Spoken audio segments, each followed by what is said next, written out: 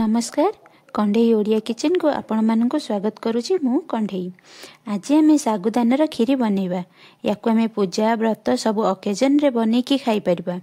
मुझे fast time बनैली and Kheri बहुत ही टेस्ट होइतिला। ताहले आसंतु स्टार्ट करिबा।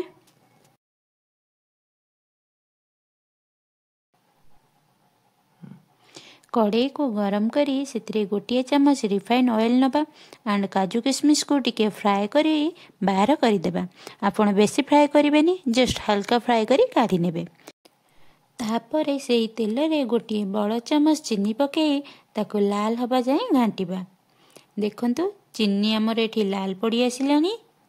एबे आमे सागुदाना को एथिरे पकाइबा।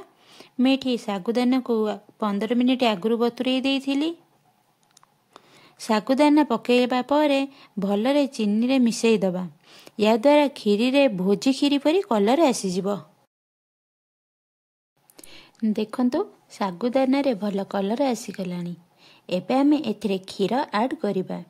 मुझे क्षीर को आगु भल से 10 रु 15 मिनिट पर्यंत फुटई नहीं। क्षीर पकई भल से गोलई नेबे, नहले सागुदाना कड़ाई रे लागिजिवो।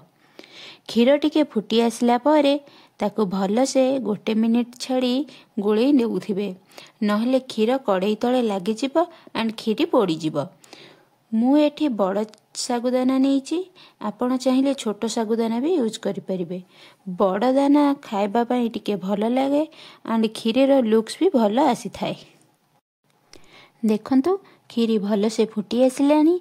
एबे एथिरे आमे चीनी ऐड करिबा आउ 3 रु 4 गुजराती गुंड करी पकाइबा। मैं एठी 3 चम्मच चीनी पकाइची। आपण निज अनुसार मीठा कम बेसी करि परिबे। चीनी पकाइला परे खीरी को मझिरे मझिरे भल से गोलाई नबा, नहले खीरी तले लागिजिवो। एबे आमे ड्राई फ्रूट्स को ऐड करि देबा आउ खीरी को 2 मिनिट भल से घांटिबा। देखंतु एबे चीनी मेल्ट होई सारिलानी एंड खीरी भी टिके गाढ़ा होई आसिलानी। एबे आमे खीरी को गोटे बाउल को काढ़ी नबा।